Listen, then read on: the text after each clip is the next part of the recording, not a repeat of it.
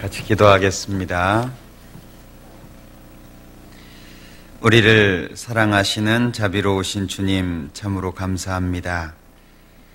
우리에게 영원한 천국의 소망을 주시고 또 삶 속에 늘 함께 하시는 것, 또 우리를 통해서 하나님의 귀한 역사를 나타내시고자 하는 것 참으로 감사합니다. 아직도 우리는 많이 연약하고 부족한 것이 많습니다. 하나님께서 도와주셔서 더욱더 그리스도인으로서 합당한 모습을 갖출 수 있게 도와주시고 우리의 마음과 생활이 변하여져서 주변의 많은 사람들에게 복음을 전할 수 있도록 도와주시기를 원합니다. 우리 가운데 경제적으로 또는 신앙적으로, 육신적으로 어려운 분들이 계시다면 일일이 기억해 주셔서 도와주시고 그 마음이 하나님 안에서 회복될 수 있도록 인도하시기를 원합니다. 오늘 주일을 맞이해서 주님의 이름으로 모이는 곳마다 함께 해주시고 또 말씀을 전하는 사람이나 듣는 사람들 모두가 하나님으로 인해 기쁨을 얻을 수 있도록 도와주시기를 원합니다. 해외 선교를 위해서 수고하시는 많은 분들이 계십니다. 일일이 기억해 주시고 있는 그곳에서 힘들지 않도록 또 심리적으로 위축되지 않도록 항상 위로해 주시고 도와주시기를 원합니다. 우리 각자의 삶이 하나님 앞에 언제든지 온전해질 수 있게 도와주시고 항상 주님을 향해 나아가는 발걸음이 될 수 있도록 도와주시기를 원합니다. 오늘 모든 시간 함께 해주시고 도와주옵소서. 예수님의 이름으로 기도합니다. 아멘. 시편 57편입니다.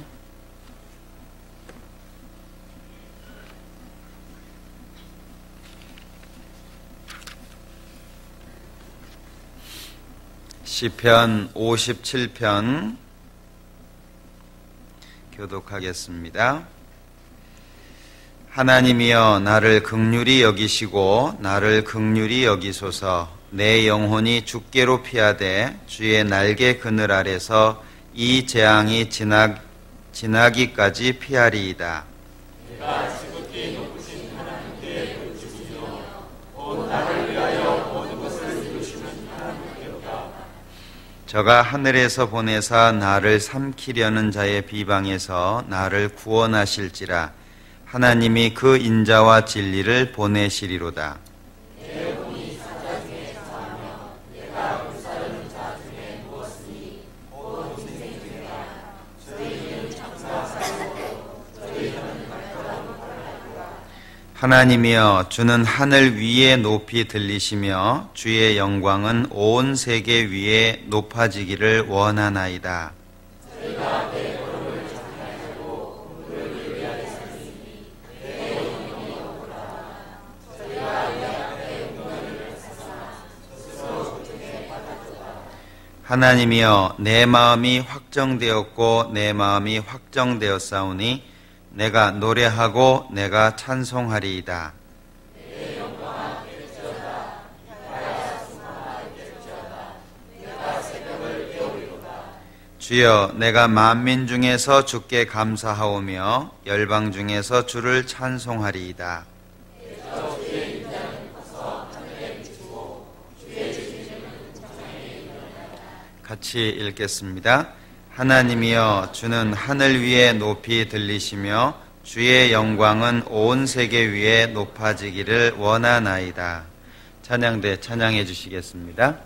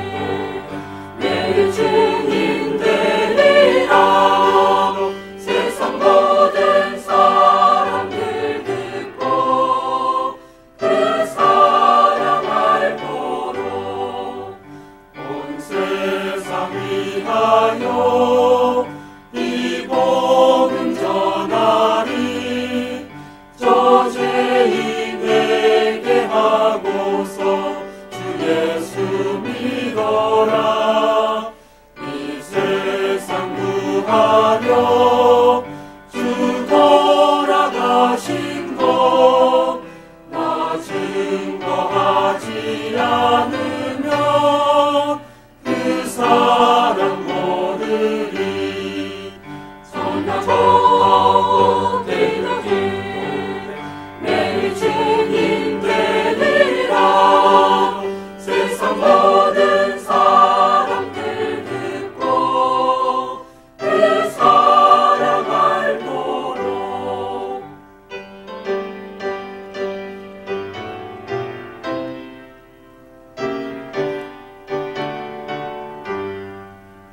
온 세상 위하여 주 은혜 임하니 주 예수 이름 믿어 이 복음 전하자.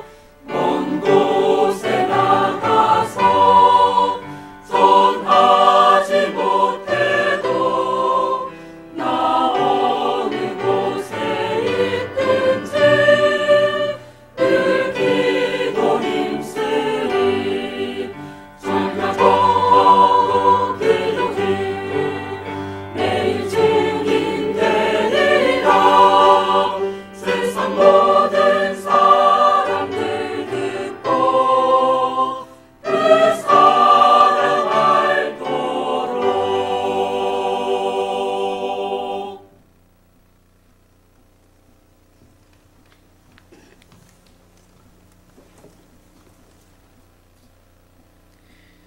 신약성경 마태복음 22장 찾아보겠습니다.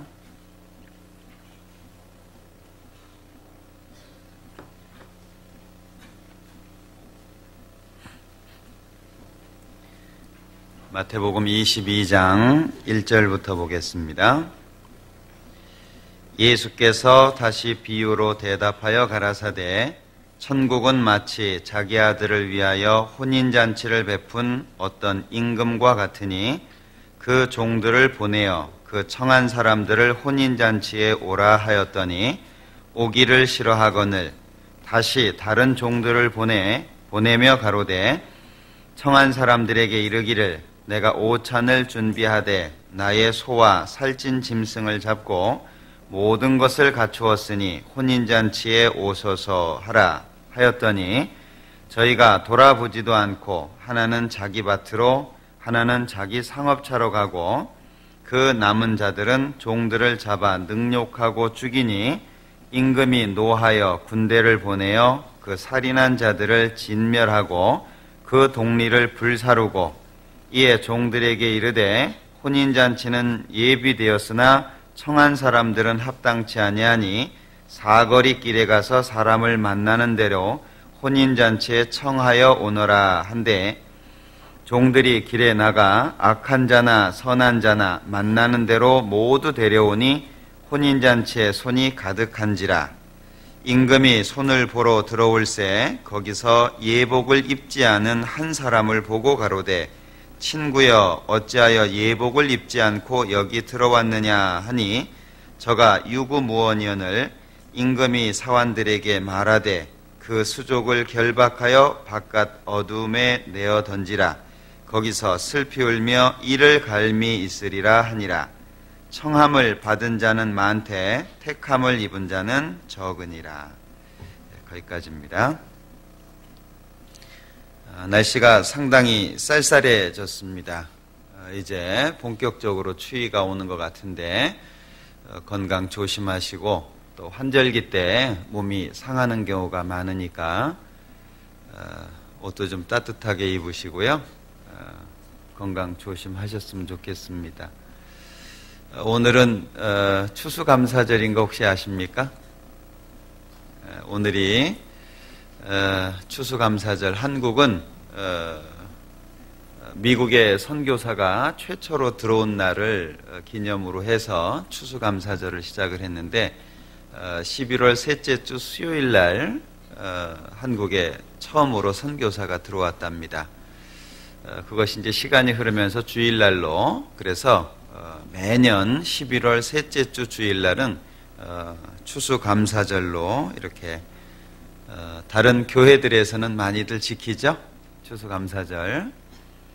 예, 추수감사절 되면 생각나는 거 있습니까? 아마 시골에 교회 다녀보신 분들은 추억이 많이 있으실 것 같아요. 그죠? 이렇게 강단에다가 잔뜩 쌓아놓잖아요. 그래서 1년 농사 지은 것 중에 가장 큰 거, 호박도 막 애만한 거, 이런 거 올려놓죠. 농사 지었던 것을 올려놓고 하나님께서 도와주심에 감사하는 그런 추수감사절을 지내는데, 우리는 좀 맹맹하죠. 내년에는 우리도 추수감사절을 할까 싶어요. 그러면 농사 짓는 분들이 별로 안 계셔서 가지고 올 것은 별로 없겠습니다만은 어떻게 할까요? 뭐 LG 다니시는 분들은 LCD 하나 갖다 놓고 뭐 이렇게 할까요? 하여튼 우리가 1년 중에 하나님 앞에 감사할 수 있는 시간이 있다는 것은 기억하는 게 필요할 것 같습니다. 왜냐하면 요즘에는 감사를 모르고 사는 시대잖아요. 도움을 받아도 감사할 줄 모르고, 그리고 염치 없는 사람이라고 말을 하는데, 부끄러움도 잘 모르고, 자기가 하는 행동에 대해서 잘잘못을 잘 구별 못하는 그런 시대가 된 것 같습니다. 그런데 우리는 하나님께서 도와주셨기 때문에 오늘까지 살고 있잖아요. 크든 적든 우리는 하나님의 도움을 받고 살아가고 있습니다. 그런데 그런 도움에 대해서 기억하고 감사할 수 있는 그런 시간을 갖는다는 것이 굉장히 중요합니다. 제가 이 추수감사절에 대해서 몇 가지를 좀 알아봤더니, 미국 같은 경우에는 그 청교도들에 의해서 시작이 됐답니다. 청교도들의 후예가 생명의 그 보장을 얻지 못하고 살고 있었죠. 그래서 영국에서 좀 더 나은 곳, 생명의 보장이 되는 곳을 찾기 위해서 간 곳이 첫 번째가 네덜란드랍니다. 그런데 거기에서도 그렇게 좋은 환경이 안 되었기 때문에 이 청교도들이 돈을 벌어서 배를 하나 사게 됩니다. 그리고 그 배에 102명이 타고 65일을 항해한 끝에 지금의 미국, 저쪽 동부 쪽이죠. 거기에 처음 도착을 하게 됩니다. 그리고 제일 먼저 교회당을 짓고, 그리고 1년 뒤에 그날을 기념해서 추수감사절을 처음으로 이제 지내게 됐다라고 얘기를 합니다. 인디언들도 초청을 하고 추수감사절을 지내는데 아마 고기가 없었던 모양이에요. 그래서 새를 잡으려고 나갔는데 칠면조를 잡았답니다. 그래서 미국은 추수감사절 때 칠면조 고기를 먹죠. 그게 이제 유래가 됐다고 얘기를 합니다. 그러던 것이 1789년 그 조지 워싱턴에 의해서 추수감사절 날이 공식적으로 발표가 되게 되고, 그러다가 3대 그 토마스 제퍼슨에 의해서 폐지가 되었다가 링컨에 의해서 1863년 다시 추수감사절이 부활이 됐고, 1941년 국회에서 정식으로 비준을 받아서 지금까지 추수감사절을 지내는데, 미국은 11월 넷째 주 목요일 날 지낸다고 합니다. 이것은 정해져 있는 것은 아니고 각 나라마다 선교사가 처음 들어왔다든지 어떤 날을 기념해서 시작을 했던 것 같습니다.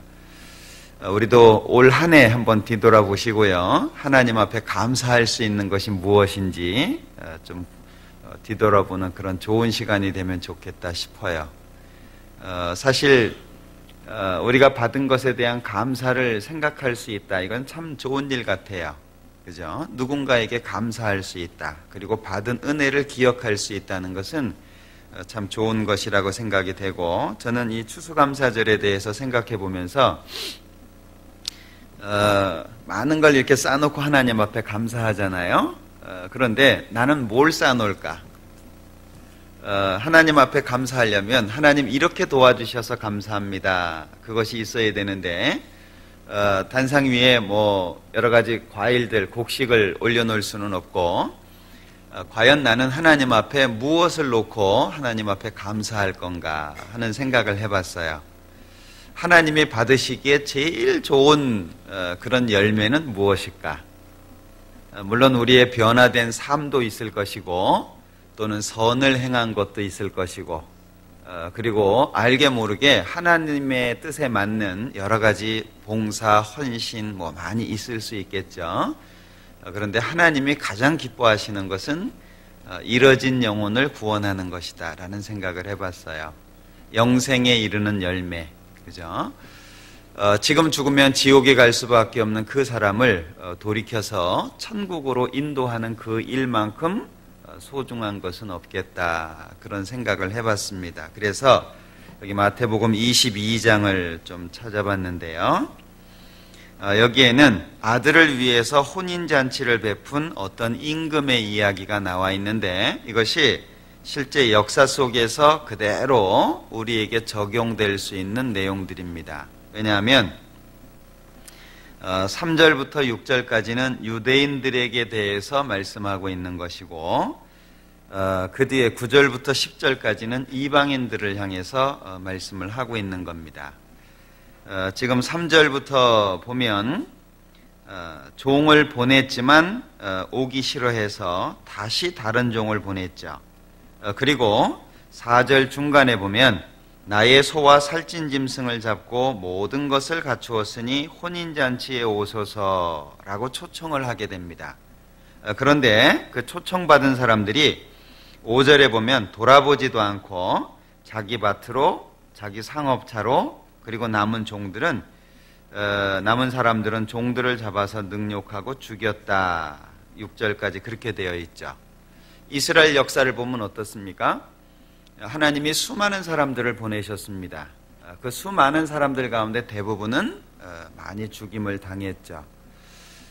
마태복음 23장 가까운 데 있으니까 한번 찾아볼까요? 마태복음 23장 37절에 보면 같이 읽어보죠. 예루살렘아 예루살렘아 선지자들을 죽이고 네게 파송된 자들을 돌로 치는 자여, 암탉이 그 새끼를 날개 아래 모음같이 내가 네 자녀를 모으려 한 일이 몇 번이냐. 그러나 너희가 원치 아니하였도다. 이스라엘 백성들에게 꼭 연결이 됩니다. 왜 원치 않았을까? 오늘 아침에도 제가 신문 그 한쪽 구탱이에 그런 이야기가 기록되어 있는 걸 봤습니다. 왜 인간인가? 라는 제목의 책이 요즘에 나왔는데요. 한번 기회가 되면 읽어보시면 좋을 것 같아요. 왜 인간인가? 사람하고 짐승하고 다른 점이 무엇인가? 이제 그런 것들을 쭉 이렇게 설득력 있게 정리해 놓은 책입니다. 구원받은 사람이 쓴 건 아니고요.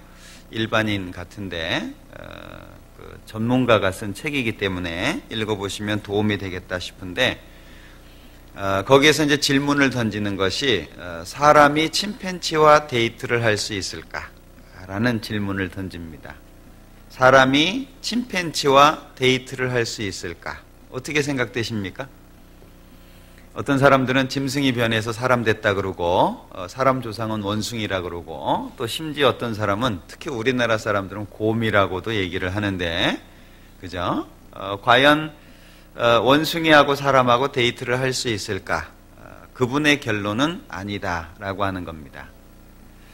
참 이상한 것은 사람은 태어날 때 충분한 공간의 하드웨어는 갖고 태어난다는 거예요. 그러나 이제 소프트웨어가 없죠. 그 소프트웨어는 살아가는 가운데에 자신이 만들어가는 겁니다. 세계에서 그 3분의 1의 노벨상을 받은 이스라엘 사람들, 실질적으로 IQ는 낮습니다. 그거 아십니까? 세계에서 머리 제일 좋은 사람, 그럼 누가 이스라엘 사람들 얘기하던데, 실제 그러지 않아요. 세계에서 IQ가 제일 높은 사람들은 홍콩 사람들입니다. 두 번째가 한국이에요. 대단하죠? 네? 그 지능지수가 세계에서 두 번째로 높은 민족이 한국 민족입니다. 그 다음에 일본, 북한 뭐 이런 식으로 나가는데 주로 아시아계 쪽이에요. 그래서 궁금해가지고 이스라엘은 도대체 몇 몇 등이나 될까 하고 찾아봤더니 자료마다 조금씩 다른데 제가 찾아본 자료에는 41번째. 우리나라는 IQ가 106, 그리고 이스라엘은 94. 제가 찾아본 게 맞으면 그럴 것 같아요. 94. 네, 94. 근데 왜 그들은 3분의 1에 해당하는 노벨상을 받을 수 있었을까? 교육의 차이라고 얘기를 하더라고요. 그 사람들은 창의적인 교육을 받고 한국 사람들은 거의 그냥 문답식의 그 암기식의, 그래서 교육 방법이 다르다. 그래서 미국의 그 아이비리그, 미국에서 알아주는 그 대학들을 다니고 있는 그런 한인들이 졸업하는 확률이 56%래요. 그러면 34%는 졸업을 못한다는 거예요. 왜냐하면 수업을 못 따라간대요. 우리는 암기식이지만 미국 같은 경우에는 창의적이잖아요. 그러니까 그걸 못 쫓아간다라고 하는 거죠. 그래서 머리는 좋은데 그 머리를 제대로 활용할 수 있는 교육이 바르지 못한 민족이 한국이다. 이제 그런 얘기를 봤습니다.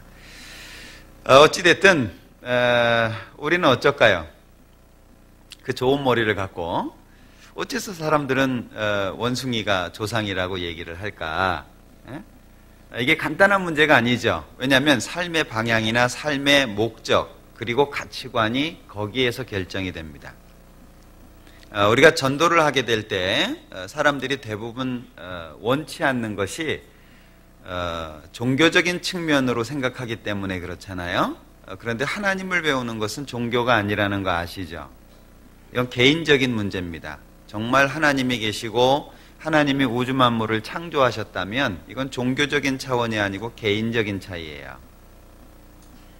우리는 이 세상의 법 가운데에서 가장 큰 법을 배은망덕이라고 합니다.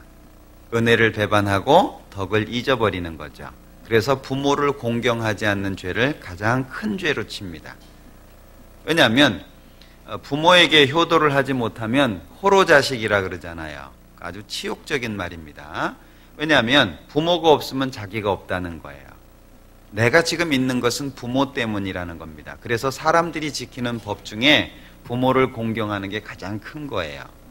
그런데 처음 시작을 따져보면 만약에 하나님에 의해서 우리가 시작됐다면 하나님을 믿지 않는 것은 호로자식이에요. 그죠? 근데 그런 중요한 문제를 사람들은 심각하게 생각하지 않아요. 왜냐하면 죽으면 끝이라고 생각하니까. 이 세상이 전부라고 생각하니까. 그러니까 남들보다 잘 살아야 되고 젊었을 때 한 푼이라도 더 벌어야 된다고 생각을 하는 거예요. 그러니까 전도할 때 아주 많이 부딪히는 부분이 종교적인 측면이라고 하는 그런 생각인 것 같아요. 그래서 참 이상한 것은 천국 지옥을 얘기하면 가봤냐 이렇게 물어봐요. 대부분 그렇게 얘기하죠. 너 가봤냐 이렇게 얘기를 합니다. 근데 죽으면 끝이라는 건 그냥 믿어요. 죽으면 끝이라는 거 확인해 보셨나요? 그거 확인해 보려면 죽어야 되는데. 그죠? 둘 다 확인되지 않았어요. 객관적으로.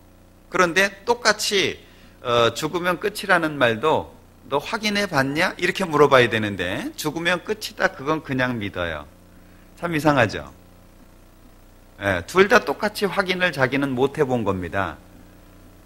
이게 굉장히 중요한 문제인데 사람들은 그렇게 심각하게 생각하지 않는 것 같아요. 그래서 물론 교회가 잘못한 것도 있죠. 성경을 제대로 가르치지 못하고 믿은 사람들이 바르게 살지 못하는 잘못된 부분들도 있습니다. 그런데 중요한 것은 개인적인 경험이 필요하다는 거죠. 그래서 우리가 전도하는 이유가 이제 그런 거잖아요. 모르고 지옥 가면 얼마나 억울해요. 천국 갈 수 있는 길이 있는데도 불구하고 그걸 모르고 지옥 간다면 얼마나 슬픈 이야기겠어요. 그래서 이 이스라엘 사람들이 그랬다는 거예요. 계속해서 하나님이 종들을 보냈지만 결국에 받아들이지 않고 결국에 예수님까지 십자가에 못 박아 죽이게 되잖아요. 그러니까 임금이 한 일이 뭐죠? 7절에 임금이 노하여 군대를 보내어 그 살인한 자들을 진멸하고 그 동리를 불사르고 이스라엘의 심판입니다. 결국에 이스라엘이 엄청난 심판을 받았잖아요. 그리고 이스라엘의 심판 이후에 이어진 것은 이스라엘에게 주어졌던 하나님의 복음이 이방인들에게 전해진 거죠. 그래서 8절 이후에 보면 사거리 길에 가서 아무나 데리고 와라. 선한 사람이든 악한 사람이든 아무나 데리고 와라. 이것은 지금 우리 시대에 이방인들에게 주어진 하나님의 특별한 은혜입니다. 자, 그것이 사거리 길에 가서 아무나 데리고 오지만 조건은 딱 한 가지예요. 조건이 뭐였죠?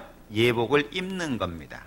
자기의 옷을 벗고 예복을 입는 거죠. 그런데 예복을 입지 않아서 이 한 사람은 쫓겨나게 됩니다. 바깥 어두운데 지옥으로 쫓겨나게 됩니다. 그러면서 마지막 14절에 아주 묘한 말씀을 하셨어요. 청함을 받은 사람은 많되 택함을 입은 사람은 적으니라. 청함을 받은 사람은 많지만 택함을 입은 사람은 적다. 오늘 이 마태복음 22장을 중심으로 해서 좀 생각을 해보려고 합니다. 자, 우리는 이방인이죠. 이스라엘을 제외한 모든 나라 사람들은 이방인이잖아요. 이방인들을 위해서 하나님께서 아주 위대한 사도를 한 사람 준비를 하셨습니다. 잘 아시죠? 바울 사도입니다. 정말 우리는 이 바울 사도한테 감사해야 될 것 같아요. 왜냐하면 이 바울 사도는 이방인의 사도로 따로 이렇게 구별이 된 사람입니다.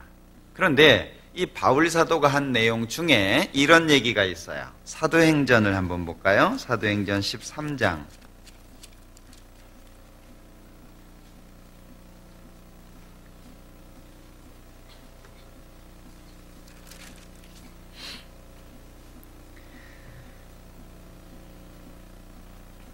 (45절입니다)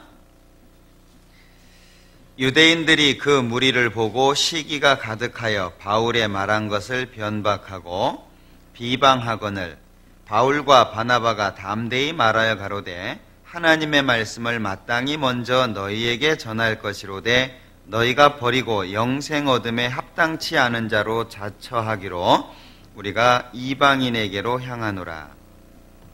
자, 이것이 이스라엘 사람들에게는 아주 슬픈 일이죠. 유대인들에게는 아주 안 좋은 일입니다. 그러나 이방인에게는 아주 좋은 일이죠. 그런데 유대인들에게 마땅히 하나님의 말씀을 전해야 되는데 이방인에게로 간다. 이유가 뭐죠? 분명히 그 유대인들에게 복음을 전해야 되는데 유대인들에게 복음 전하는 것을 포기하고 이방인들에게 간다. 이렇게 말하고 있잖아요. 왜 그렇게 이야기하고 있는지를 먼저 생각해 봐야 될 것 같아요. 이유가 뭐죠? 버리고 영생 얻음에 합당치 않은 자로 자처하기로. 즉 주어진 하나님의 복음을 받아들이지 않는 그들 때문에, 그 마음 때문에 결국에 이방인들에게 복음이 전해진다는 거예요. 자, 한번 생각해 보죠. 이 세상에 있는 모든 사람들에게는 복음의 기회가 다 있습니다. 특히 구원받은 가족을 함께 갖고 있다는 건 대단한 축복입니다. 그 집안에 구원받은 사람이 한 사람도 없다. 그건 저주잖아요. 그런데 어찌됐든 뭐 동생이 됐든 형이 됐든 누나가 됐든 뭐 부모가 됐든 사촌이 됐든 어쨌든 구원받은 가족이 있다는 건 축복입니다. 특히 구원받은 부모 밑에 태어난 자녀들은 정말 축복이라고 말할 수 있겠죠. 그런데 문제는 부모님이 구원받았기 때문에 자녀가 구원받는 건 아니라는 거예요. 만약에 둘 다 구원받은 부모 밑에서 태어난 자녀가 구원받지 못하고 지옥에 갔다면 하나님 앞에 심판은 훨씬 더 클 거예요. 국가적으로도 하나님을 믿기 좋은 환경과 하나님을 믿기 어려운 환경이 있을 거예요. 아마 둘 다 지옥에 갔다면 훨씬 더 큰 심판은 좋은 환경 속에 있었던 사람일 겁니다. 누구에게나 이 구원의 기회가 주어집니다. 그러나 항상 주어지는 것은 아니라는 거예요. 왜냐하면 유대인들이 이 하나님의 복음을 받아들이기를 거부했기 때문에 그것으로 인해서 이방인들, 즉 우리에게 복음이 주어진 겁니다. 그것을 설명한 것이 로마서 10장, 11장이에요. 로마서 10장을 한번 보죠.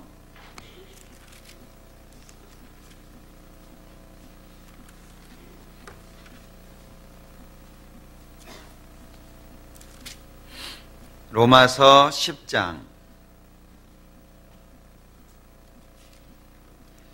18절입니다. 그러나 내가 말하노니 저희가 듣지 아니하였느뇨. 그렇지 아니하다. 그 소리가 온 땅에 퍼지고 그 말씀이 땅끝까지 이르렀도다 하였느니라. 그러나 내가 말하노니 이스라엘이 알지 못하였느뇨. 먼저 모세가 이르되 내가 백성 아닌 자로 너희를 시기나게 하며 미련한 백성으로서 너희를 노엽게 하리라 하였고, 또 이사야가 매우 담대하여 이르되 내가 구하지 아니하는 자들에게 찾은 바 되고 내게 문의하지 아니하는 자들에게 나타났노라 하였고, 이스라엘을 대하여 가라사대 순종치 아니하고 거스려 말하는 백성에게 내가 종일 내 손을 벌렸노라 하셨느니라. 21절은 이스라엘 사람들에게 말씀하신 거죠. 그러니까 종일 하나님이 손을 벌렸다. 그런데도 불구하고 이스라엘 사람들은 받아들이지 않았다는 거예요. 그래서 하나님은 이방인들에게 복음을 전했는데, 이방인들에게 복음을 전한 이유가 뭐냐? 19절 그러나 내가 말하노니 이스라엘이 알지 못하였느뇨. 먼저 모세가 이르되 내가 백성 아닌 자로서 너희를 시기나게 하며. 백성 아닌 자가 이방인이죠. 이스라엘 사람들은 하나님의 백성으로 택함을 받았잖아요. 그러니까 백성 아닌 자로서 너희, 그러니까 이스라엘 사람들을 시기나게 할 것이고 미련한 백성으로서 너희를 노엽게 하리라. 바울 사도가 이해가 안 됐던 것이 그거죠. 어째서 이방인들은 전하면 복음을 잘 받아들이는데 이스라엘 사람들은 복음을 받아들이지 않느냐라고 하는 문제입니다.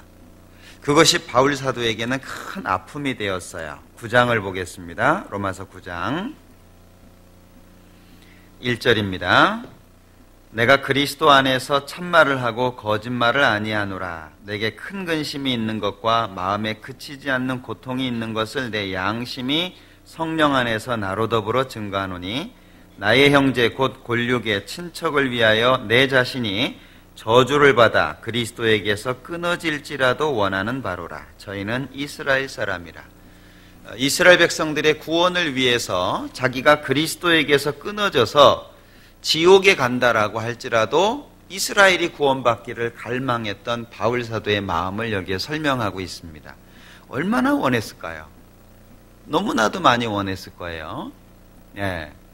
그래서 왜 이스라엘이 구원받지 못하는 이유가 무엇인지 그것을 곰곰이 생각하다가 그 이유를 발견하게 된 겁니다. 그게 9장의 내용이에요. 그리고 10장에 와서는 그래서 하나님이 이방인들에게 복음을 주셨구나. 이방인들을 사랑하는 마음도 있었지만 이방인들이 구원받음으로 말미암아 이스라엘 사람들이 시기하도록.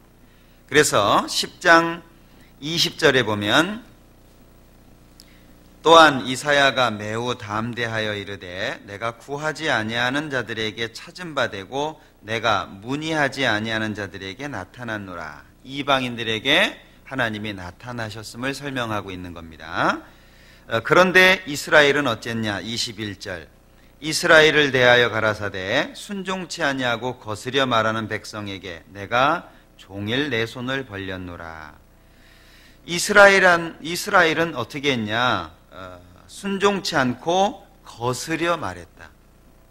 실제 이스라엘 사람들이 얼마나 많은 경험들이 있었습니까? 이스라엘 사람들에게는 역사책이 없다는 거 아시죠? 우리나라는 국사라고 하는 그 역사책, 우리나라 역사가 따로 있습니다. 각 나라마다 역사책이 따로 다 있어요. 근데 이스라엘은 역사책이 없다는 거 아시죠? 못 들어보셨어요? 들어보셨죠? 근데 못 들어본 척 그렇게. 예. 이스라엘은 역사책이 없어요. 왜냐하면 성경이 역사입니다. 그들의 역사. 성경 자체가 그들의 역사책이기 때문에 이스라엘은 특별한 역사책이 없어요. 근데 이 성경을 보면 이스라엘이 얼마나 거역했는지 알 수 있죠. 이집트에서도 하나님은 10번의 기적을 보여주셨습니다. 그런데도 불구하고 그들은 홍해를 건너고 3일째 되는 날 물이 없어서 원망하기 시작했어요. 얼마나 놀라워요. 그 10번의 기적. 그리고 홍해가 갈라지는 기적. 그걸 그들 눈으로 직접 다 봤어요. 그런데도 불구하고 물이 없으니까 또 원망해요. 먹을 것이 없으니까 또 원망을 해요. 그때마다 하나님은 그 마라라고 하는 곳에 나무 하나를 지시해서 집어넣었더니 쓴 물이 달아졌잖아요. 원하는 대로 다 주셨어요. 물 없다 그럼 반석을 쳐서 물을 주셨어요. 고기 없다 그럼 메추라기 보내서 먹게 해주셨어요. 너무 힘드니까 낮에는 구름 기둥을 주셨어요. 구름을 주셔서 그늘지게 해주신 거죠. 유럽을 한 번이라도 여행해 보신 분들은 그 구름 기둥이 얼마나 중요한지 아실 거예요. 왜냐하면 유럽 같은 경우에는 햇빛을 직접 받으면 따갑습니다. 그늘 안에 있으면 시원해요. 땅 속에 들어가면 서늘하거든요. 그러니까 이 그늘이 없으면 살 수 없어요. 특히 광야 같은 경우에는 구름 기둥이 있음으로 인해서 그늘이 지어졌죠. 밤에는 또 너무 추워요. 그러니까 하나님이 불 기둥을 주셨잖아요. 그들이 원하는 대로 정말 다 해주셨습니다. 그럼에도 불구하고 그들은 또다시 거역을 했어요. 그게 이스라엘 민족의 역사입니다. 그걸 지금 말하고 있는 거예요. 종일 내 손을 벌렸다. 그런데 진실되이 하나님을 믿는 사람이 별로 없었던 거예요. 60만이나 되는 이스라엘 사람들이 가나안 땅의 약속, 그 꿈을 가지고 출애굽을 하게 됩니다. 그 60만 명이나 되는 사람 중에 가나안 땅에 들어간 사람은 딱 2사람이에요. 그리고 나머지 60만은 광야에서 출생한 사람들이에요. 그러니까 2세대가 들어갔지 1세대는 2사람밖에 못 들어갔어요. 이유가 뭐죠? 순종치 않는 거예요. 하나님이 아무리 주시려고 해도 받는 그들의 마음에 하나님이 없는 거죠. 그러니까 결국에 종일 손을 벌렸지만 그들은 하나님을 돌아보지 않았다는 거예요. 그래서 11장으로 넘어가면 11절에 한번 볼까요? 11절. 그러므로 내가 말하노니 저희가 넘어지기까지 실족하였느뇨 그럴 수 없느니라. 저희의 넘어짐으로 구원이 이방인에게 이르러 이스라엘로 시기나게 함이니라. 바울 사도가 깨달은 것이 이거예요. 어째서 이방인들은 구원을 잘 받고 이스라엘 사람들은 구원을 못 받을까? 그 마음이 강팍한 거죠. 그 강팍한 마음을 깨치기 위해서 하나님은 이방인들을 많이 구원받게 하심으로 말미암아서 이스라엘 사람들로 하여금 시기나게 하셨다는 거예요. 그것이 뒤에 나오는 감람나무의 비유로 이어지고 있는 겁니다. 13절. 내가 이방인인 너희에게 말하노라. 내가 이방인의 사도인 만큼 내 직분을 영광스럽게 여기노니 이는 혹 내 골육을 아무쪼록 시기케 하여 저희 중에서 얼마를 구원하려 함이라. 이방인의 구원이 이스라엘로 시기나게 한다. 이제 그런 얘기죠. 그래서 17절에 보면 또한 가지 얼마가 꺾여졌는데 돌 감람나무인 네가 그들 중에 접붙임이 되어 참 감람나무 뿌리에 진액을 함께 받는 자 되었은즉. 참 감람나무가 있는데 가지가 하나 꺾여졌다는 거예요. 그런데 그 꺾여진 그 자리에 돌 감람나무였던 이방인이 거기에 접붙임을 받았다는 거예요. 그러니까 참 감람나무가 꺾여졌기 때문에 돌 감람나무가 접붙임을 받을 수 있었다 그 얘기죠. 그래서 이방인들의 유대인들의 넘어짐이 이방인들에게는 은혜가 됐다라고 하는 걸 여기에 설명하고 있는 겁니다. 자, 그런데 24절, 23절 볼까요? 저희도 믿지 아니하는데 거하지 아니하면 접붙임을 얻으리니 이는 저희를 접붙이실 능력이 하나님께 있습니다. 자, 이게 무슨 말씀이냐면요. 22절부터 보면 그러므로 하나님의 인자와 어미를 보라. 넘어지는 자들에게는 어미가 있으니 너희가 만일 하나님의 인자에 거하면 그 인자가 너희에게 있으리라. 그렇지 않으면 너희도 찍히는 바 되리라. 즉 접붙임을 받은 돌감람나무 이방인들도 하나님 앞에 찍혀질 수 있다. 이제 그런 얘기죠. 그러니까 접붙임을 받았다라고 해서 자만하지 마라. 너희가 특별해서 접붙임을 받은 건 아니고 하나님의 인자하심이 있었기 때문에 접붙임을 받은 거다. 이제 그걸 말하는 겁니다. 그러면서 23절에 저희도 믿지 아니하는데 거하지 아니하면, 말이 좀 어렵죠? 한마디로 얘기하면 저희도 이스라엘 사람도 믿는데 거하면, 그런 얘기죠. 이스라엘 사람들도 믿는데 거하면 접붙임을 얻는다. 즉 이스라엘 사람들에게도 또다시 구원받을 수 있는 기회가 주어질 것을 말씀하고 있죠. 그게 7년 환란 중에 전 3년 반입니다. 이스라엘 사람들에게, 즉 이방인의 충만한 수가 차면 그 다음에 이스라엘로 넘어가도록 돼 있죠. 한 장 반대로 넘겨보시면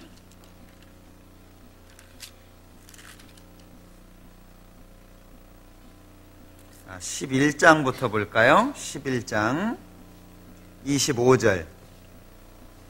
형제들아 너희가 스스로 지혜 있다 함을 면키 위하여 이 비밀을 너희가 모르기를 내가 원치 아니하노니 이 비밀은 이방인의 충만한 수가 들어오기까지 이스라엘의 더러는 완악하게 된 것이라. 그리하여 온 이스라엘이 구원을 얻으리라. 즉 이방인의 충만한 숫자가 차면 그 다음에 이스라엘 사람들에게 다시 복음의 기회가 주어질 거라는 거죠. 9장을 보겠습니다. 로마서 9장 27절. 또 이사야가 이스라엘에 관하여 외치되 이스라엘 뭇 자손의 수가 비록 바다의 모래 같을지라도 남은 자만 구원을 얻으리니 주께서 땅 위에서 그 말씀을 이루사 필하시고 끝내시리라 하셨느니라. 이스라엘 사람들 중에 구원받을 사람들이 구원받으면 역사 끝난다는 거예요. 이해되시죠? 그러니까 이방인의 충만한 숫자가 차죠. 그럼 이방인의 충만한 숫자는 왜 주어진 거예요? 이스라엘이 넘어짐으로 인해서 은혜로 주어졌다는 거예요. 그리고 이방인의 충만한 숫자가 차면 다시 이스라엘에게 복음의 기회가 주어지고 이스라엘이 구원을 받는 숫자가 차면 그러면 역사는 끝난다. 그걸 말씀하고 있어요. 자, 그래서 여기 11장에 로마서 11장에 23절 저희도 믿지 아니하는데 거하지 아니하면 접붙임을 얻으리니, 이게 참 중요한 말씀이라고 생각이 들어요. 자, 우리는 이미 접붙임을 받은 사람들입니다. 물론 돌감람나무였지만 참감람나무에 접붙임을 받았습니다. 그렇다면 우리도 계속해서 하나님의 인자하심 안에 있어야 된다는 거예요. 우리가 하나님의 마음을 이해해야 되고 하나님의 뜻을 이해해야 되는 것은 바로 이 때문이라고 할 수 있습니다. 하나님은 이 세상의 역사가 오래가는 걸 원치 않으세요. 그게 목적이 아니에요. 하나님은 첫째 날 빛을 만드시고 그 빛을 보시기에 좋았더라 그러셨어요. 생각해 보셨습니까? 한번 마음속에 묵상해 보세요. 아이가 엄마 뱃속에 딱 생겼어요. 예? 정상적인 부부라면 행복이 더 크게 시작된 거예요. 그 아이가 점점 커가면서 엄마 아빠는 너무 좋아하겠죠. 그 아이가 뱃속에 있는 것만 부모는 원하지 않을 거예요. 그죠? 예, 나오지 마라. 하여튼 너 70년 80년 뱃속에 있어라. 그거 원치 않을 거잖아요. 그 아이가 태어나면 또 다른 기쁨이 주어져요. 그 아이를 바라보면서 좋았더라 생각해 보셨습니까? 내가 무엇이든 좋아하는, 내가 무엇이든 정말 행복하게 나를 만들 수 있는 무엇인가를 보고 좋았더라 생각해 보셨어요? 하나님은 빛을 만드시고 좋았더라 하셨어요. 그러면 하나님이 창조하신 모든 창조물들은 하나님에게 있어서는 좋은 것들이에요. 좋았더라. 그리고 마지막에 심히 좋았더라. 사람을 만들고 나서는요, 심히 좋았더라. 그러면 사람은 하나님에게 있어서 심히 좋았더라 라고 말씀하실 수 있는 대상이에요. 그래서 사람은 하나님의 사랑의 짝입니다. 영원한 천국에 가야 돼요. 우리는 이제 그것을 알고 소유한 사람들입니다. 그런데 나머지의 삶을 어떻게 살아야 될까? 나는 구원받았으니까 이제 나는 천국 갈 수 있으니까 누구 뭐 다른 사람들이야 어찌 되든 상관없다. 그런 마음으로 산다면 하나님이 보실 때에 좋았더라가 안 되겠죠. 그러니까 싫어하는데도 자꾸 얘기할 수밖에 없어요. 바울 사도 어때요? 가는 곳마다 반대를 받았죠. 참 이상합니다. 이스라엘 사람들, 구원받은 사람들을 누가 반대했어요?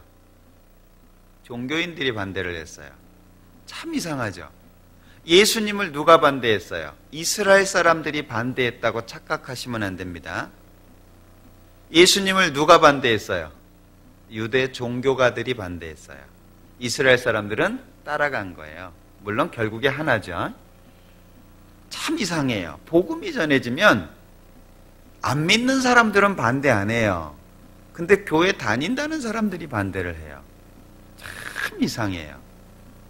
심지어는요, 사도행전 14장을 볼까요? 제가 자주 보는 성경 중에 하나인데, 사도행전 14장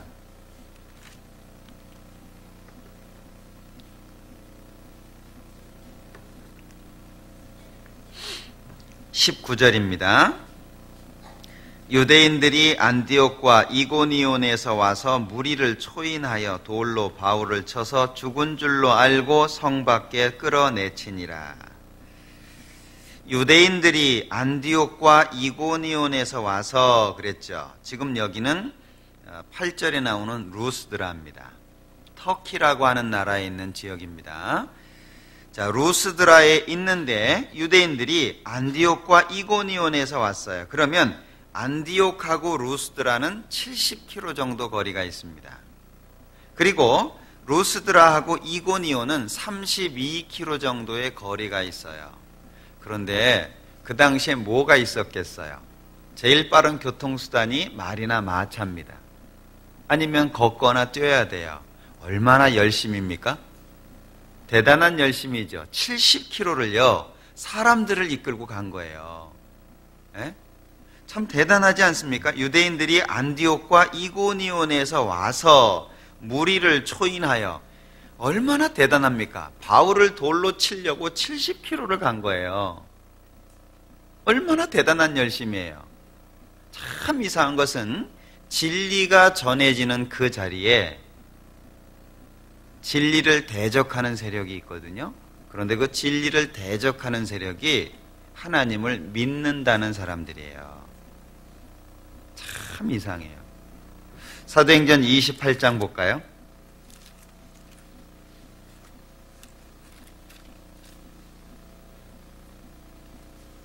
22절. 이에 우리가 너의 사상이 어떠한가 듣고자 하노니 이 파에 대하여는 어디서든지 반대를 받는 줄 우리가 알미라 하더라. 이 파는 어디서든지 반대를 당한대요.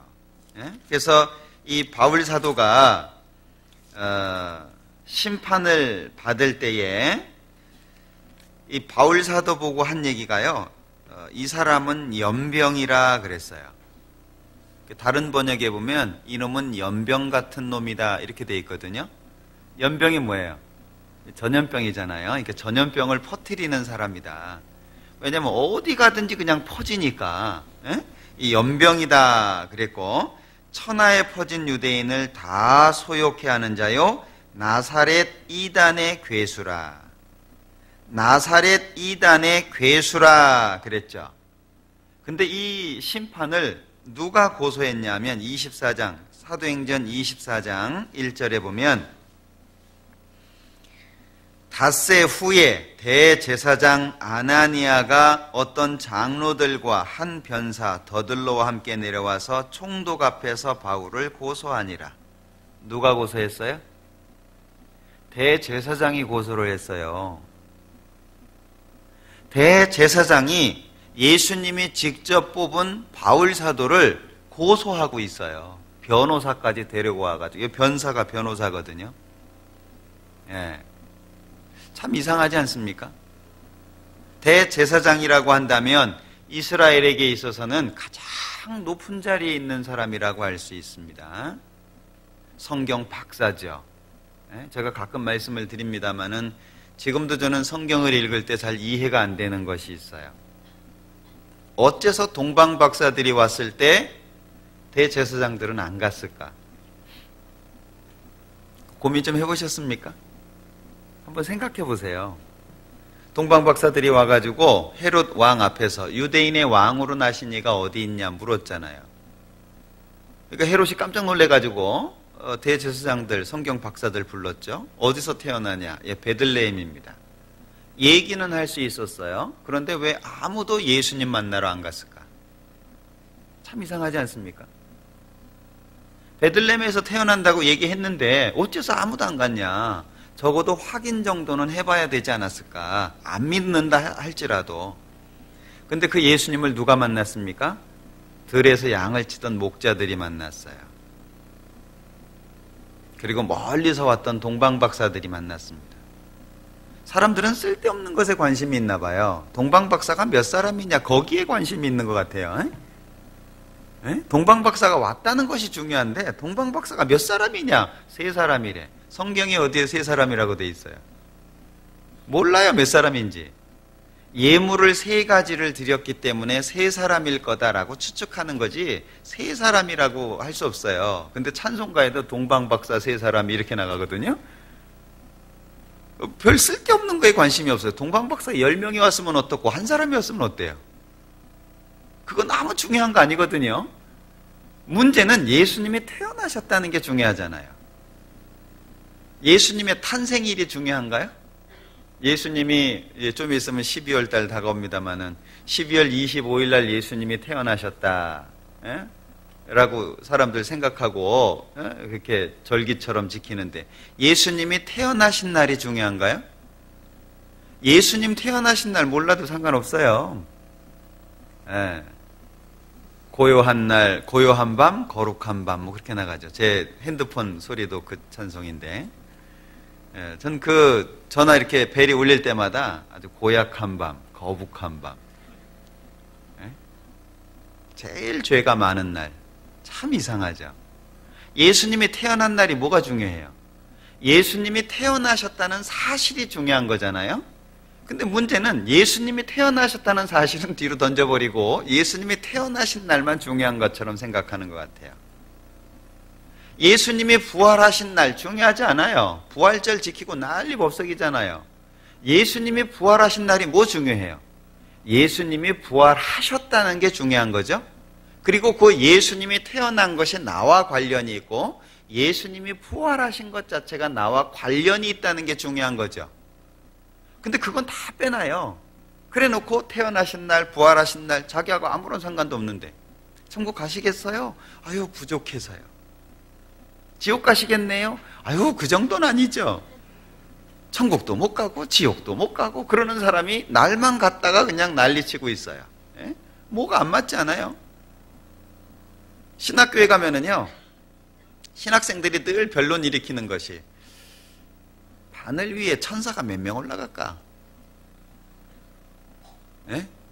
그거 고민하느라고 졸업하는 날이 가까운 것도 몰라요.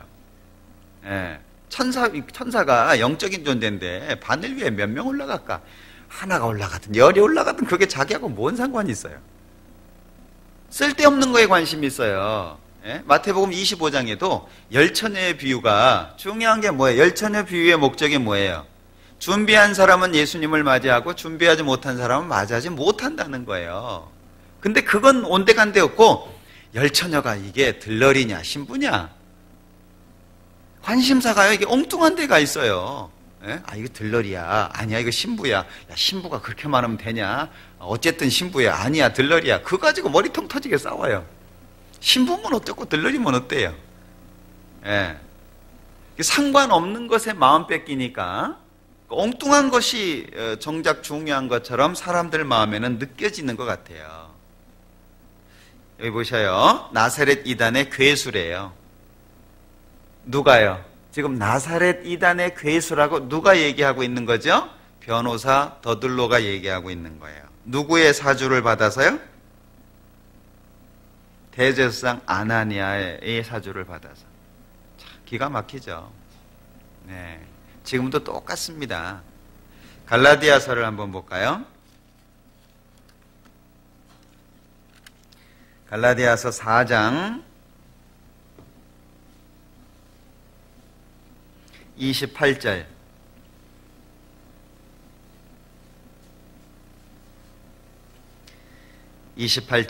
형제들아 너희는 이삭과 같이 약속의 자녀라. 그러나 그때에 육체를 따라 난 자가 성령을 따라 난 자를 핍박한 것 같이 이제도 그러하도다. 육체를 따라 난 자가 성령을 따라 난 자를 핍박한다 그랬죠. 요걸 설명하기 위해서 두 여자를 비교했어요. 하나는 아브라함의 본처였던 사라, 하나는 첩이었던 하갈, 두 사람을 여기 딱 등장을 해놨어요. 24절에 보면 이것은 비유니 이 여자들은 두 언약이라. 하나는 시내 산으로부터 종을 낳은 자니 곧 하갈이죠. 하가라, 이 하가는 아라비아에 있는 시내 산으로 지금 있는 예루살렘과 같은 데니 저가 그 자녀들로 더불어 종노릇하고, 그러니까 하가를 통해서 태어난 사람들은 종이다 그 얘기죠.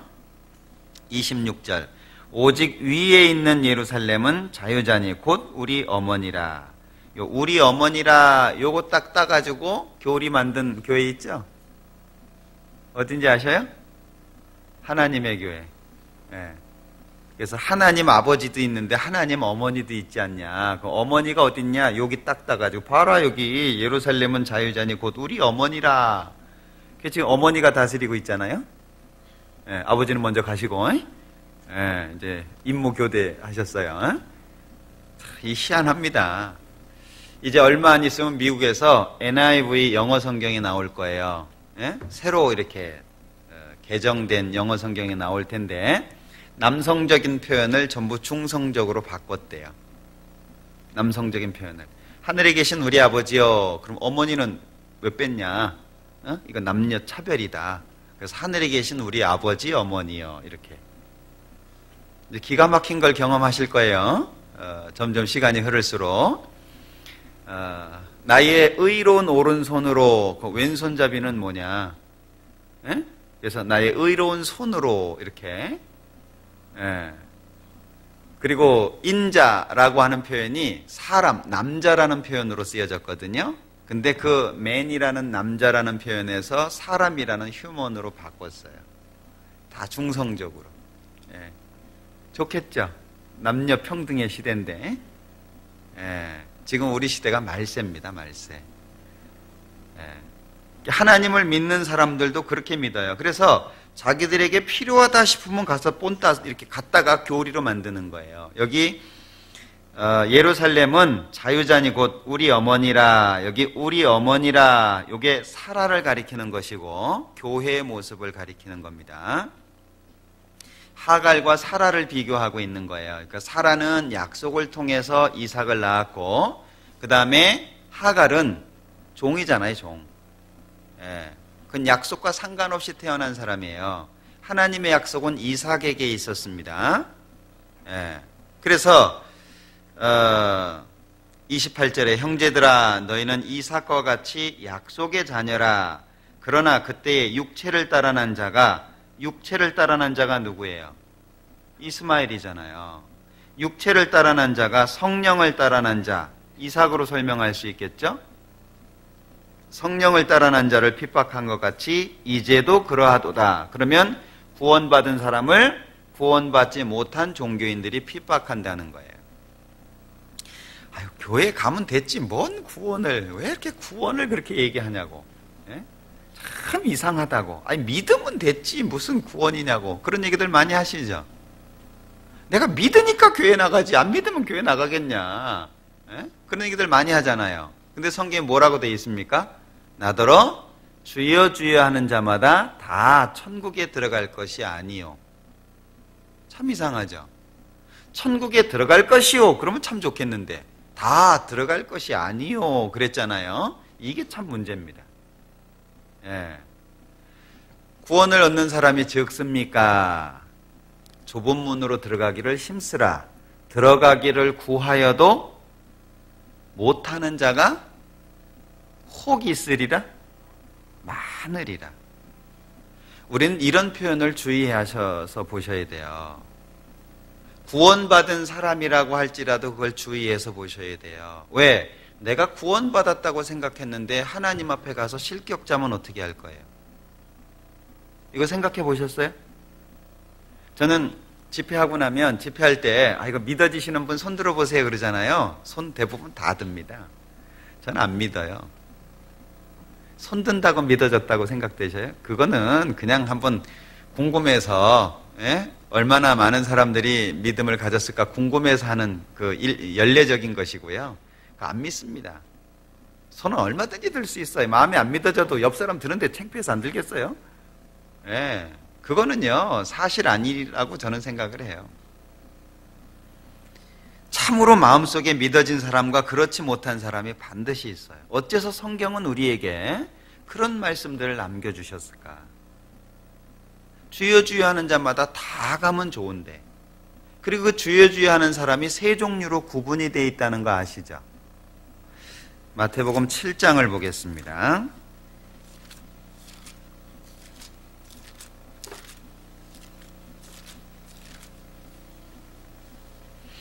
마태복음 7장 21절 나더러 주여 주여 하는 자마다 천국에 다 들어갈 것이 아니요 다만 하늘에 계신 내 아버지의 뜻대로 행하는 자라야 들어가리라.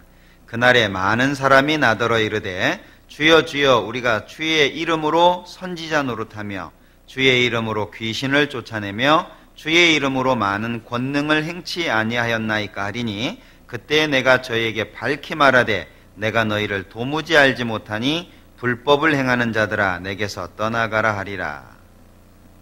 세 종류의 사람 다 못 들어갔죠. 혹시 이 중에 예수님의 이름으로 선지자 노릇하신 분, 선지자를 지금으로 얘기하면 목사, 전도사 이런 사람들 얘기할 수 있겠죠. 일반 교회는 강도사도 있어요. 강도사라고 들어보셨어요? 강도사.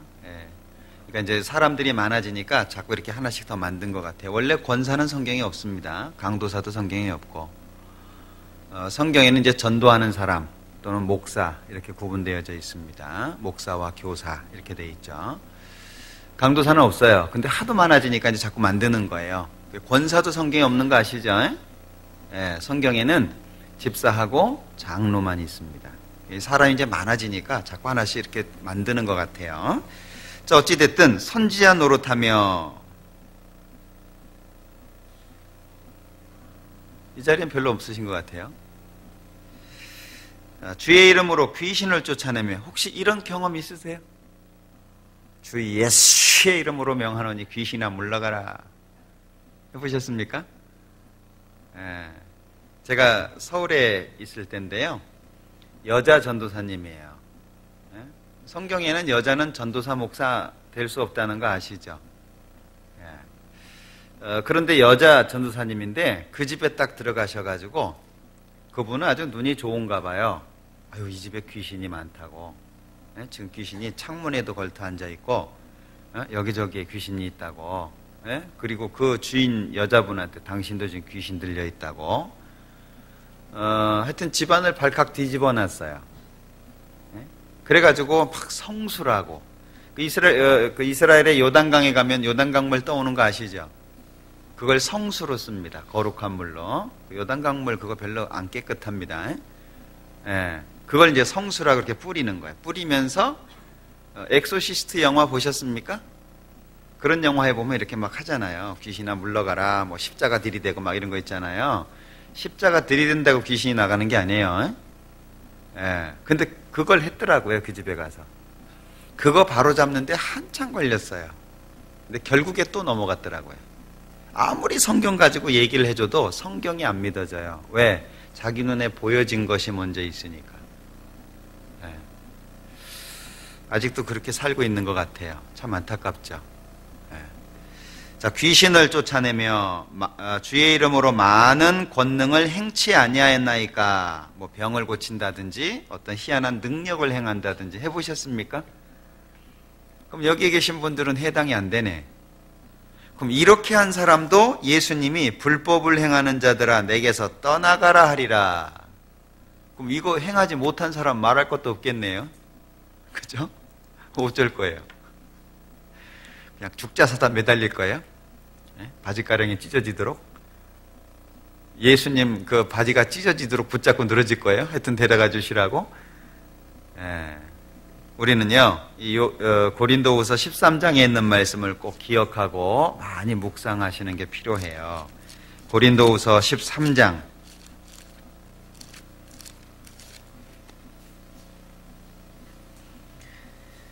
고린도후서 13장 5절 같이 읽어보겠습니다. 너희가 믿음에 있는가 너희 자신을 시험하고 너희 자신을 확증하라. 예수 그리스도께서 너희 안에 계신 줄을 너희가 스스로 알지 못하느냐. 그렇지 않으면 너희가 버리운 자니라. 하나님을 믿는다고 하면서도 버리운 자가 있을 수 있다는 것을 기억하셔야 됩니다. 이건 개인적으로 자꾸 묵상하셔야 돼요. 그런데 구원 받으셨습니까? 이렇게 질문하면 사람들 싫어해요. 천국 가실 수 있어요? 거듭나셨어요? 이런 거 물어보면 싫어합니다. 그냥 교회만 다니면 됐고 착하게 살면 됐지, 주일 잘 지키면 됐지, 뭐 그런 걸 묻냐고 그렇게 얘기를 해요. 몰라서 그래요. 반드시 구원 받으셔야 됩니다. 우리 교회 모든 분들이 구원받기를 참 사모하지만 혹시 하나님 오셨을 때 우리 교회 나오시는 분 중에 남아있는 분이 있을 수도 있다는 걸 기억하셔야 돼요. 저는 그게 참 염려스러워요. 저분이 주님 오시면 갈 수 있을까? 예수님이 다시 오시면 저분이 천국에 갈 수 있을까? 염려스러운 분들이 보여요. 실제로 보입니다. 물론 이건 제가 판단할 수 있는 건 아니에요. 하나님만이 아시고 구원받은 자신이 알겠죠. 그런데 열매를 보아 나무를 안다는 말씀처럼 반드시 구원받은 사람이라면 구원받은 사람답게 살 수 있어야 돼요. 구원받은 사람이라면 반드시 변화되는 게 있어야 돼요.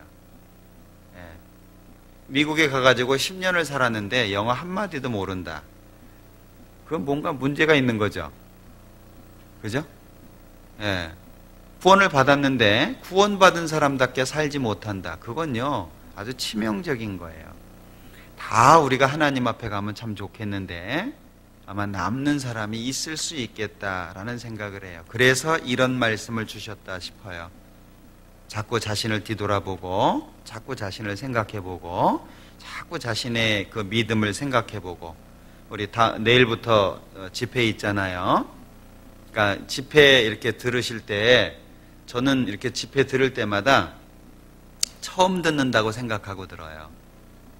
처음 듣는다고 생각하고 수없이 집회도 해보고 또는 집회를 들어보고 그렇게 했지만 지금도 이렇게 집회를 들을 때는 저는 개인적으로 제 믿음을 체크해 가면서 듣습니다. 정말 내가 이걸 믿냐? 과연 내가 마음속에 인정하고 있냐? 그런 부분들을 정리하면서 들어요. 그러니까 구원 받았는데 그거 뭐 또 들어? 똑같은 얘기를 또 들어? 그렇게 얘기하시는 분은 잘못되어 있는 마음이에요. 왜 성경에 이렇게 교훈하시겠어요? 여기 교훈하신 내용 중에 뭐예요? 강조되고 있는 것이 자신을 시험하고 자신을 증거하는 거죠. 누가 하는 거예요? 자자가 스스로 자자입니다. 다른 사람이 해주는 게 아니고 본인이 하는 거예요. 정말 내가 구원받았나? 정말 내가 하나님의 사람인가? 내가 성경을 인정하고 천국 갈 수 있는 사람인가? 이것이 아니라면 우리는 지금까지 살아온 모든 것이 아무것도 아니에요. 생각해 보셔요. 한 사람이 구원을 받았으면 또 다른 사람이 구원을 받아야 되죠. 주 예수를 믿으라. 그리하면 너와 내 집이 구원을 얻으리라. 그런데 온 가족이 지옥에서 만났다. 참 기가 막힌 얘기죠. 그죠? 온 가족이 지옥에서 만났다. 거기서 단합돼야 할 수도 없고. 그런데 같이 살았던 사람이 한 사람은 천국 가고 한 사람은 지옥 갔다.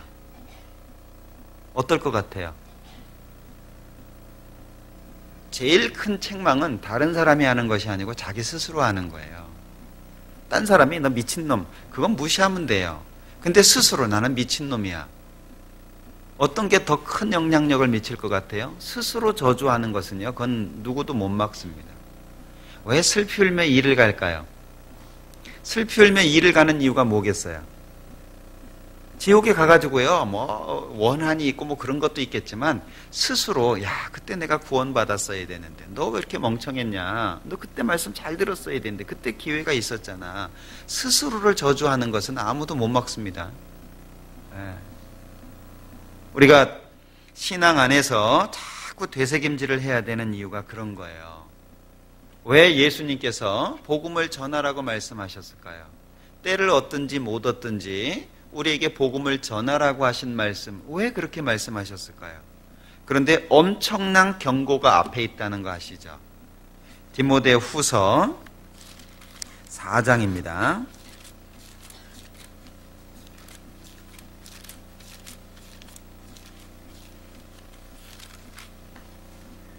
디모데 후서 4장. 많은 분들이 그 2절을 많이 기억하시는 것 같아요. 2절. 너는 말씀을 전파하라. 때를 얻든지 못 얻든지 항상 힘쓰라. 이것만 많이 생각하시는 것 같은데 이것보다도요 1절 말씀이 너무 무서운 말씀이에요. 1절. 하나님 앞과 산자와 죽은 자를 심판하실 그리스도 예수 앞에서 그의 나타나실 것과 그의 나라를 두고 엄히 명하노니. 엄한 거 느껴지세요? 이게 뭐가 엄하지? 집에 가서 곱씹어 보셔요. 너는 말씀을 전파하라. 이것이요, 어떤 엄한 명령이 앞에 전제하냐면 하나님 앞과 산자와 죽은 자를 심판하실 그리스도 예수 앞에서, 즉 하나님과 예수님 앞에서 예수님의 나타나실 것과 그의 나라, 천국이죠. 그의 나라를 두고 엄히 명한다. 그러니까 말씀을 전파한다라고 하는 것은 하나님 앞에서 중요한 문제죠. 예수님 앞에서 중요한 문제죠. 거기에다가 또 뭐예요? 그의 나타나실 것, 예수님의 재림과도 아주 중요한 문제죠. 그리고 천국과도 연결되는 문제라는 거예요. 내 가족이 심판받는다. 혹시 여러분들 가족 중에 자신의 잘못으로 인해서 가족이 다른 사람으로부터 어려움을 당하는 거 경험하셨어요?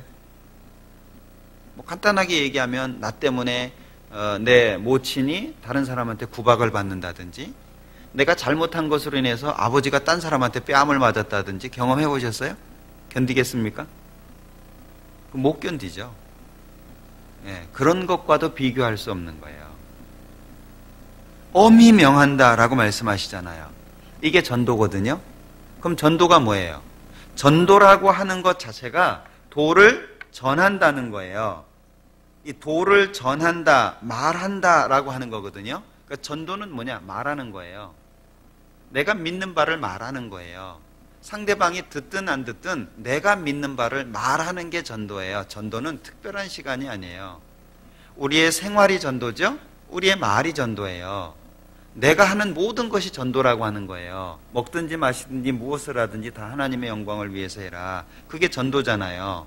전도라고 하는 것 자체는 말하는 겁니다. 말 안 하고서는 전도가 될 수가 없어요. 왜 수많은 믿음의 선진들이 죽어갔습니까? 말해서 죽은 거예요. 말 안 했으면 괜찮아요. 예, 전하는 거예요. 왜 바울 사도는 결국에 목 잘려 죽었습니까? 베드로는 십자가에 거꾸로 매달려 죽었어요. 많은 사람들이 예수님을 믿으면 복 받는데요. 생각해 보세요. 예수님 12명 제자 예수님 믿고 무슨 복 받았어요? 예수 믿으면 복 받는다 그러잖아요. 예수님의 12명의 제자, 한 명은 예수님 팔아서 자살해버렸고, 그 다음에 그 마띠아라고 하는 사람, 한 사람 집어넣어서 다시 12이 됐는데, 그 12명의 제자 무슨 복 받았어요? 결국에 예수님 전하다가 다 죽었어요. 예. 어떤 사람은 망치에 맞아서 죽었다 그러고요. 어떤 사람은 톱으로 잘라서 죽었다 그러고요. 다 그렇게 죽어갔어요. 목 잘려 죽고, 바울 사도는 목 잘려 죽고, 베드로 십자가에 거꾸로 매달려 죽고. 그 무슨 복이에요? 근데 지금 사람들은 예수 믿으면 복 받는 걸 어떻게 생각해요? 부유해지고 경제적으로 풍부해지고 하는 일마다 다 잘 되고. 이상하지 않아요? 정말 하나님을 사랑하는 사람이라면 그게 이상해야 돼요. 예. 어째서 예수 믿는 사람들은 가는 곳마다 환란이 있었냐? 지금 사람들은 그 생각 안 하죠. 예, 조금만 어려워도요, 막 남들보다 적은 차 타면요, 하나님 앞에 뗐습니다. 예? 하나님 나 미워하시냐고, 좀 더 큰 차로 주시라고. 예, 참 기가 막히죠. 그 시베리아 불꽃 한번 기회 되면 읽어보세요. 소책자입니다. 한 20분이면 읽을 거예요. 시베리아의 불꽃이라고 하는 소책자인데요.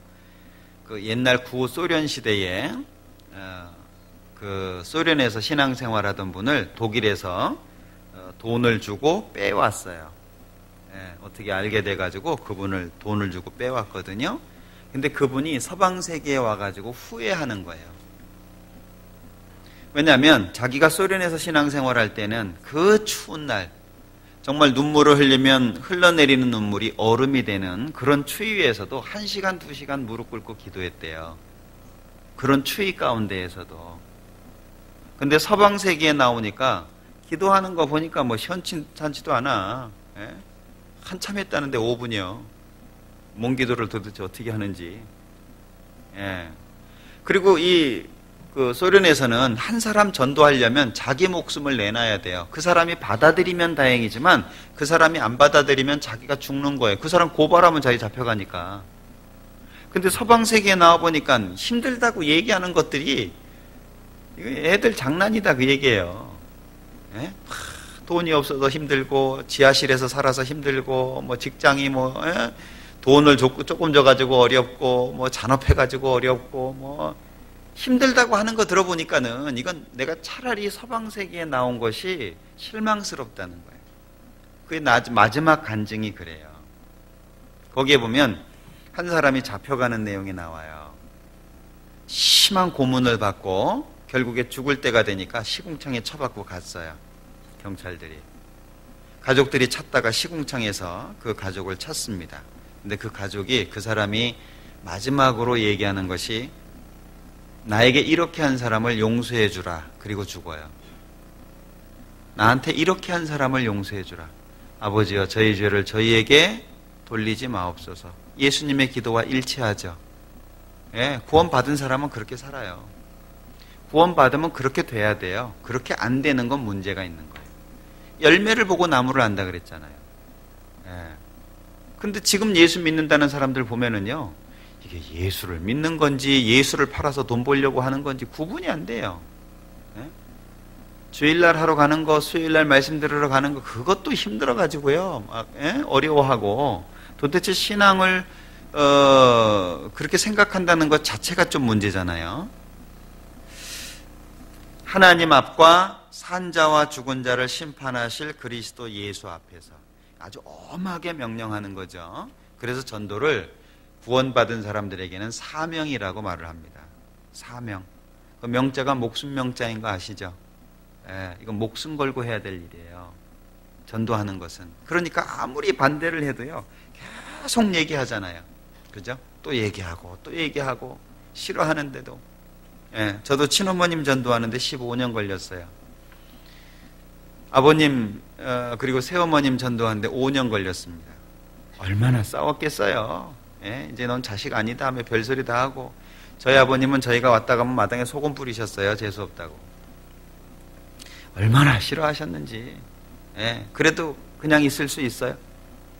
예, 한 번은 자다가 도저히 안 되겠어요. 아버님이 파주에 지금 계신데, 경기도 파주 쪽에 계신데, 제가 서울에서 있을 때요, 자다가 안 되겠어요. 그래서 기차 타고 내려갔어요. 연락도 안 드리고.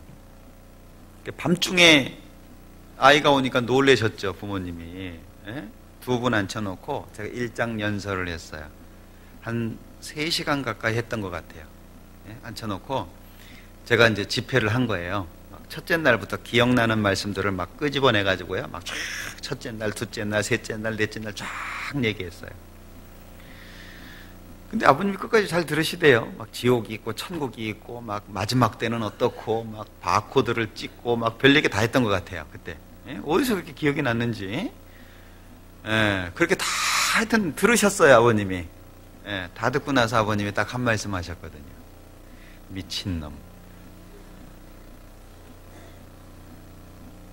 예. 뭐 그래도 그냥 있을 수 있나요? 그냥 놔두면 지옥 가시는데. 그걸 아는 사람이 어떻게 놔둘 수 있어요? 모른다면야 뭐 상관없죠. 근데 아는 사람이 어떻게 그냥 놔둘 수 있어요? 자기 부모가 지옥 가는데 그냥 놔둬요? 예, 자기 가족이 그냥 지옥 가는데 놔둬요? 가족을 싫어하는 사람이라면 가능해요. 예, 가족이야 뭐 지는 지고 나는 나고 너 잘됐다 너 이놈 지옥 가가지고 맛 좀 봐라 너 나 힘들게 했지 뭐 그러려면 그냥 놔둘 수 있어요. 예, 근데 어떻게 그냥 놔둘 수 있어요? 도저히 못 놔두죠. 그러니까 또 얘기하는 거예요. 싫어하는데도 너 딴 건 다 좋은데 그 얘기만 하지 마라 제발 그 얘기만. 예? 근데 또 하죠. 왜요? 안 할 수가 없어요. 예레미야 봐봐요. 내가 다시는 하나님의 이름으로 말 하나 바라네. 절대 내가 얘기 안 한다. 그럼 어떻다고요? 예? 중심이 불 붙는 것 같아서 골수에 사무쳐요. 골수에 사무쳐요. 견딜 수 없나이다. 네, 얘기 안 해. 그래, 너 같은 놈 지옥까지 딱 맞아. 내가 절대 얘기 하나 봐라. 뒤돌아놓고 나서, 야, 그래도 한번 들어야지. 또 얘기해요. 안 할 수가 없어요. 예. 그게 구원받은 사람의 마음이에요. 군대 집힌 자에게 예수님이 뭐라 그러셨어요? 내가 예수님 따라가겠습니다. 라고 얘기할 때, 하나님께서 너를 어떻게 불쌍히 여기신 것을 네 친족에게 고하라. 네 친족한테 가서 고해라. 네가 어떻게 하나님의 은혜를 받았는지 얘기해라. 예. 그게 우리의 사명이에요. 그 사명을 지키지 않는 한 우리는 하나님 앞에 절대 떳떳할 수 없을 거예요. 예. 여호와께서 내게 주신 모든 은혜를 무엇으로 보답할고 뭐로 보답할래요? 예? 우리 어머님들 다 외우셨죠? 무엇으로 보답할래요? 내가 구원의 잔을 들고 다 외우셨을 텐데. 예? 예. 구원의 잔을 들고, 예. 구원의 잔을 든다는 게 뭐예요? 구원의 잔을 드는 게 뭐예요? 이 든다라고 하는 것은 모든 사람들의 시선을 끄는 거죠. 예. 다른 사람 앞에 보여진다는 거예요. 구원의 잔을 들고. 내가 이렇게 보여지도록 살겠다 그런 얘기예요. 하나님의 모든 백성, 여호와의 모든 백성 앞에서 그 사실을 선포할 수 있어야 돼요. 예. 내가 구원받은 사실, 하나님이 나를 어떻게 사랑하셨는지, 내가 어떻게 믿음을 갖게 되었는지, 천국이 얼마나 좋은지, 지옥이 얼마나 무서운지, 왜 내가 이렇게 할 수밖에 없는지 선포할 수밖에 없어야 돼요. 그것이 전도예요. 그러니까 하나님이 가장 좋아하시는 열매가 무엇일까? 어째서 임금은 아들을 위해서 혼인잔치를 했는데 안 오면 그만이잖아요. 백성들 좀 많았다고 뭐 대수예요? 예, 장관들이나 데려다 놓고 하면 되지. 뭐하러 백성들을 모으려고 그래요? 안 오니까 또 종들을 보내고 안 오니까 또 다른 종을 보내고. 예? 뭐하러 그렇게 하냐 그 얘기예요. 어째서 사거리 길에 가가지고 이 사람 저 사람 다 끌어모으냐. 왕이 아들을 위해서 잔치를 하는데 절름발이가 오고 김어거리가 오고 소경이 오고 안진뱅이가 오고 그러면 좋아요? 왕의 입장에서 좋겠어요? 예, 그건 보통 왕이 아니에요. 그걸 좋아한다면. 그죠? 이 임금은 하나님을 말하는 거잖아요. 하나님은 절름발이도 상관없고 뭐 소경도 상관없고 왜? 다 자기 백성이니까 다 초청하신 거예요. 청함을 받은 사람은 많은데 뭐가 적다고요? 택함을 받은 사람이 적다는 거예요. 이 세상 모든 사람들은 청함을 받은 사람이잖아요. 성경은 공개되어 있죠. 십자가는 높이 세워져 있죠. 모든 사람에게 선언되어진 거예요. 그런데 문제는 택함을 받는 사람이 적다는 거예요. 적어도 너무 적어요. 우리가 마지막 시대를 어떻게 살아야 되냐, 이 사실을 선포하면서 살아야 돼요. 이것이 우리의 사명이 돼야 돼요. 시편을 보겠습니다. 126편.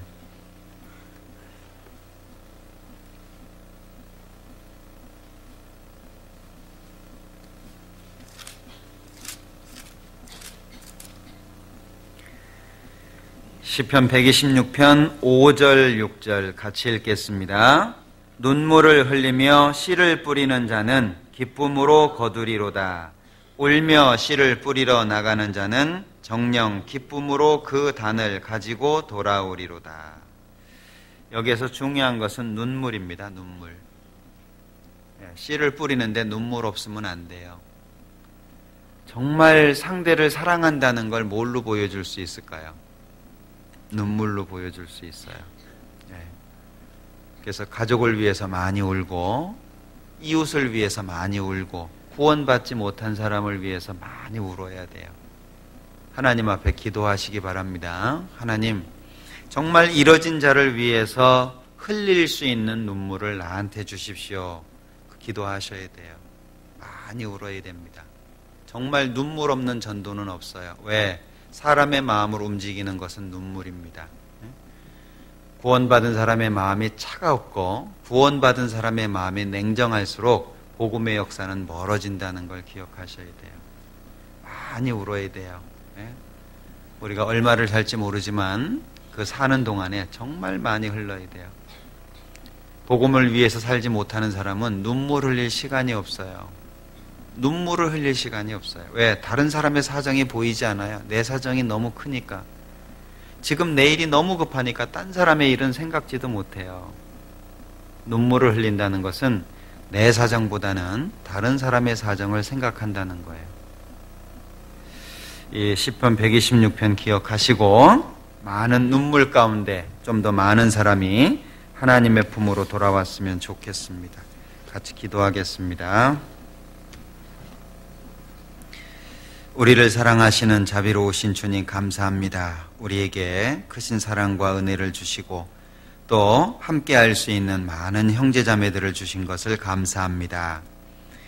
오늘도 말씀을 통해서 우리가 무엇을 위해서 살아야 될지 배웠습니다.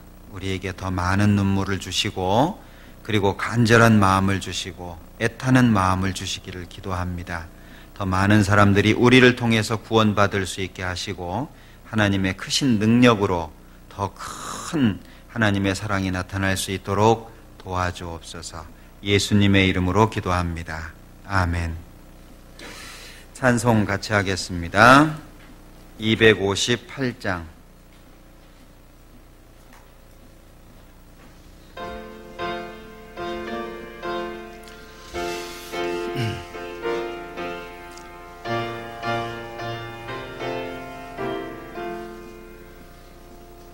물 건너 생명줄 던지어라. 누가 저 형제를 구원하랴. 우리의 가까운 형제이니 이 생명줄 누구가 던지려나. 생명줄 던져 생명줄 던져 물속에 빠져간다. 생명줄 던져 생명줄 던져 지금껏 던지어라. 빨리 생명줄 던지어라. 형제여 너 어찌 지체하나. 보아라 저 형제 빠져간다. 이구조선 타고서 속히 가라. 생명줄 던져 생명줄 던져 물속에 빠져간다. 생명줄 던져 생명줄 던져 지금 못 던지어라. 어서 생명줄 던지어라. 저 형제 지쳐서 허덕인다. 시험과 근심에 거센 풍파 저 형제를 휩쓸어 몰아간다. 생명줄 던져 생명줄 던져 물속에 빠져간다. 생명줄 던져 생명줄 던져 지금 못 던지어라. 위험한 풍파가 시진하고 건너편 언덕에 이르리니 형제여 너 어찌 지체하나. 오 생명줄 던져서 구원하라. 생명줄 던져 생명줄 던져 물속에 빠져간다. 생명줄 던져 생명줄 던져 지금 못 던지어라.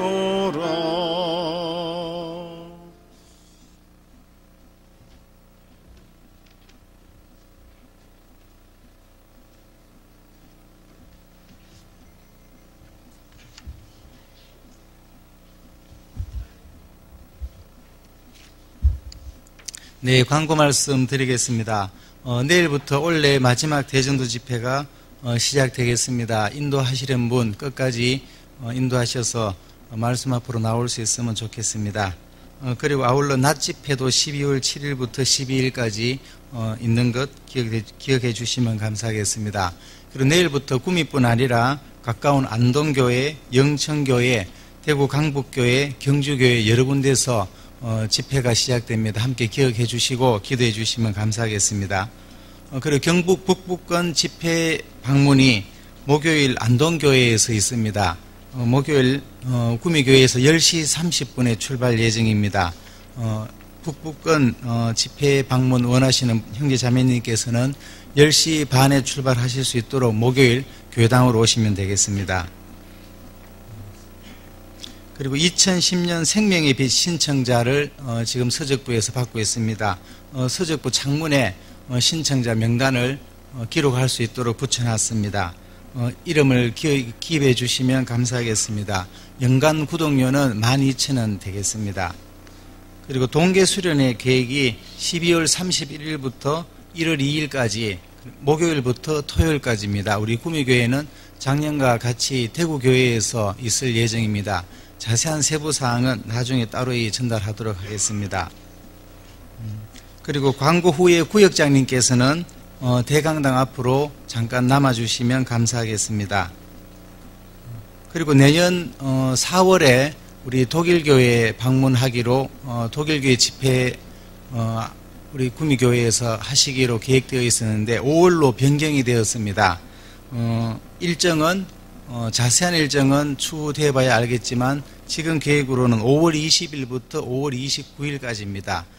참석을 희망하시는 형제 자매님들께서는 미리 준비해 주셨으면 감사하겠습니다. 주시면 감사하겠습니다. 그리고 자매님들이 가능하시면 동반을 좀 많이 해주시면 감사하겠습니다. 그 독일교회 자매님들이 함께 가셔서 같이 교제를 원하시는 분들이 많이 있으신 모양입니다. 그리고 제주 감귤 신청하실 분은 우리 자판기 앞에다가 신청자를 놓았습니다. 여러분이 기록해 주셨는데 오늘까지 하고 마감을 하겠습니다. 그리고 20일부터 작업을 하고 25일부터 배송을 한다고 합니다. 오늘까지 마감해 주시면 감사하겠습니다. 그리고 내일부터 집회인 관계로 오늘 우리 대강당 청소를 봉사회에서 오늘 좀 깨끗하게 해주셨으면 감사하겠습니다. 네, 이상 광고 마쳤습니다. 즐거운 주일 되십시오.